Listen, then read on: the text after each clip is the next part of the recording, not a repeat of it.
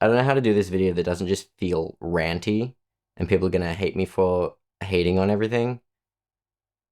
Anyway, so there's been a few hybrid mirrorless cameras released lately, and honestly, a lot of them don't really seem that interesting to me. As you probably know, the Lumix S1R2 came out recently, and it had a lot of people talking about it, how it's great and how it sucks. And maybe it's just the side of camera YouTube that I'm on, but a lot of video people are talking about this camera as if it's some amazing video camera. But it doesn't really seem like it is. It seems like it would be a great photo camera, kind of like the Sony a7R5. It'd be a direct competitor to that, but cheaper. These companies keep releasing hybrid, photo style cameras that just have video capabilities, and everyone always talks about the video capabilities of all these cameras. To be fair, a lot of them are great. Something that I've actually talked about before in relation to hybrid cameras like this, I'm shooting on the Sony a7 IV right now. It's a pretty solid in the middle hybrid camera, decent video specs, decent photo specs. The problem is it's still a photo camera. It's built like a photo camera. Even the FX30 right here, yes, it's a video first camera and it has, it's built for video, but it's still the shape of a photo camera. So I think that's sort of what I'm waiting for. And to be fair, I would really like to get a Pixis. I'm kind of trying at the moment to see how I can get my hands on a Pixis. And I've wanted an FX6 since I knew what an FX6 was. Those are the sort of cameras that I want, but the FX6 is like 8,000 Australian dollars. The Pixis is like 4 or 5 grand. But like, why can't Sony make an FX30 in like a smaller FX6 style body and release that as a, cinema camera? Why do they need to make hybrid photo style bodies? Even though this is a better body for video, it's still the same shape as a photo camera. And I'm sure most people would agree with me, especially those who have shot on, box style cinema cameras, that that's generally better for most video use cases, is having a box so you can rig it up and, do whatever you need to. Whereas these sort of shaped cameras, this is quite rigged up at the moment, and it's still a little bit annoying because of, where the screen is and how the screen flips out, and the I/O, how it's on the side like this, and there's no mounting points, and just, it would be a lot better if it was just a box. I'm thinking FX6, maybe a bit smaller. And photo style bodies, also just like the way that you use them for photos are great. They're really ergonomic and they work. You can do portrait or landscape. But for video, unless you're just using it by itself as if it is a photo camera, it's just not built to be like that. Like, that's not how they're meant to be used, yet they keep making them like this. But when it comes to cameras like the Nikon Z8 and the Lumix S1R2, the Sony a7R5, I guess, I don't know, maybe the Canon R5 II, cameras like that a lot of video people are interested in, but to me, they're still photo cameras. They just also can do video. Whereas, take any of those cameras, take the sensor and the processing out of them, put them in a better body for video, like a Pixis body or an FX6 body, or even a C80 body, although I would argue C80 is sort of that same mirrorless shape. It's just bigger, more like a C400 body, I'm thinking. So just a box, just take all those sensors, put them in a box.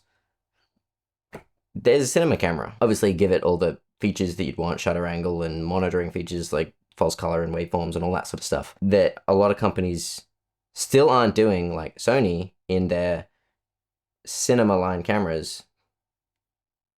These cameras can't even de-squeeze anamorphic 1.5 times. This one can do 2 times and 1.3.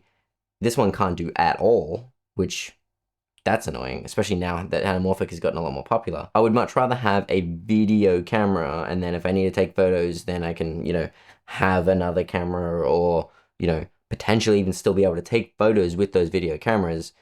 But right now, it still seems like most of the time, unless you're getting into those, higher price ranges where you're actually getting proper cinema cameras, every camera you get for video below that point is a photo body.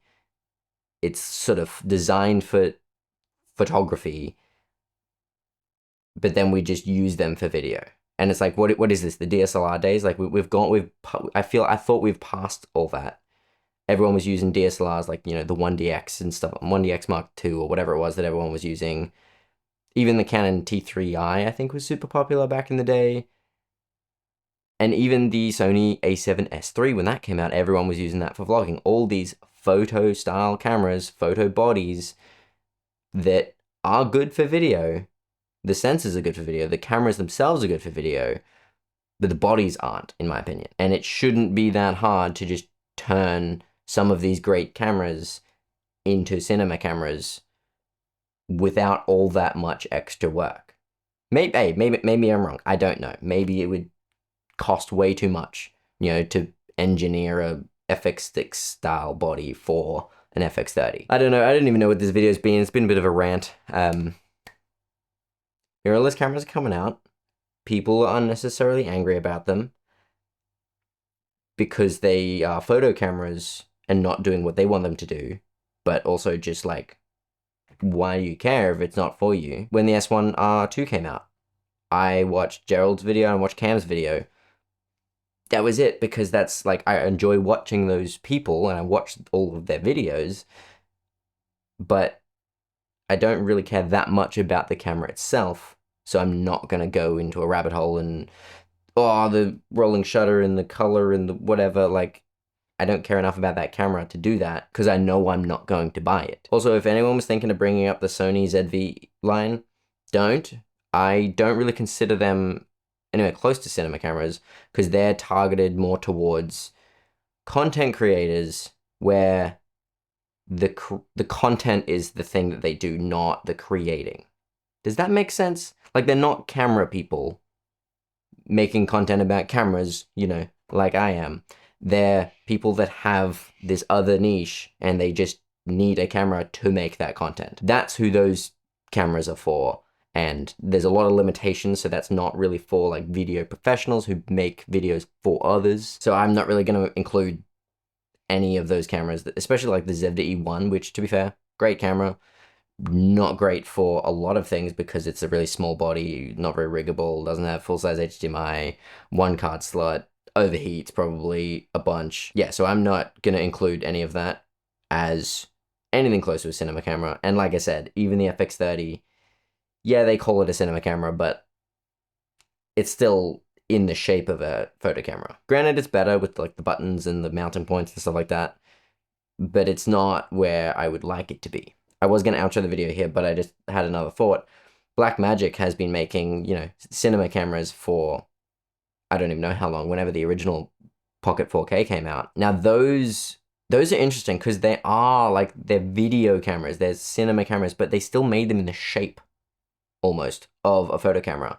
And it took them until last year, when they made the Pixis, to actually just put, you know, a somewhat affordable camera in a box. And they just took the cinema camera 6K, the full frame one, put that in a box, and that's the Pixis.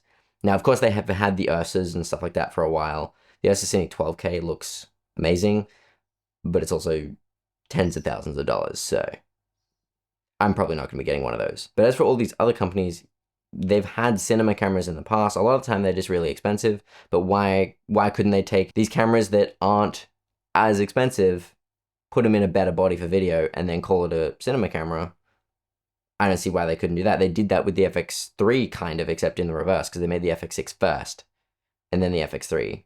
So they just took the sensor out of this cinema camera and put it in a, you know, hybrid style camera, which, you know, worked out great because the FX3 is very well renowned as an amazing camera. But I kind of want to see them do stuff in the opposite direction, where they take these cameras that they know are good, put them in a different body, and then there you go, you have a new cinema camera. Maybe this is all just me being salty because I can't afford a Red, but anyway, let me know your thoughts. Go watch another video. There should be one somewhere, and do all the other things while you're down there.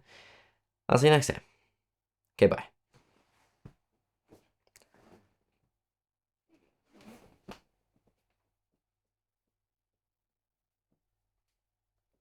Wonder if the mic picked up my knees cracking when I stood up.